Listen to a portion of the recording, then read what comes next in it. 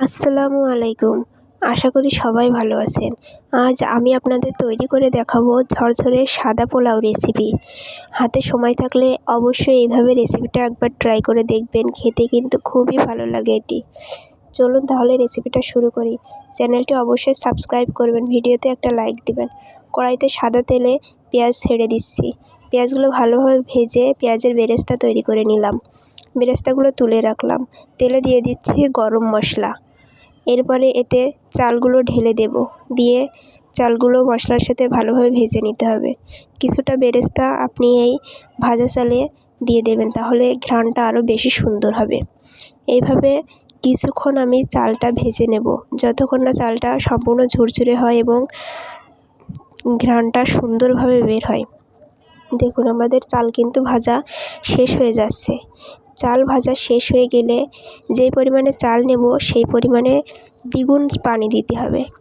দেখুন আমি এই কাপের 2 কাপ চাল নিয়েছি এবং তাহলে 4 কাপ পানি দিতে হবে। আমি 3 কাপ পানি দিয়েছি এবং 1 কাপ দুধ ব্যবহার করব। যদি আপনি দুধ ব্যবহার না করেন তাহলে সম্পূর্ণটাই পানি ব্যবহার করতে পারেন, কিন্তু যেই পরিমাণে চাল নেবেন তার দ্বিগুণ পানি দিতে হবে।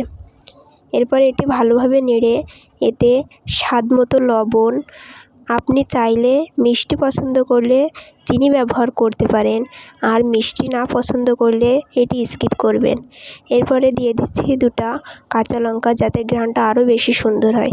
এরপরে 10 থেকে 15 মিনিট আমি দমে রেখে দেখুন কত সুন্দর হয়েছে আমাদের পোলাওটা। পেঁয়াজের বেরেস্তাগুলো ছড়িয়ে দিচ্ছি। এরপরে এটা কিন্তু রান্না শেষ হয়নি এখনও। একটু নেড়ে পেঁয়াজের বেরেস্তাগুলো দিয়ে একটু নেড়ে তারপর এগুলো আবার কিছুক্ষণ দমে রাখতে হবে। গ্যাসের ফ্লেমটা বন্ধ করে এবার কিছুক্ষণ দম দিলেই তৈরি হয়ে যাবে ঝরঝরে সাদা পোলাও। দেখুন পোলাওটা কতটা ঝরঝরে হয়েছে। অবশ্যই একবার ট্রাই করবেন। সকলকে ধন্যবাদ।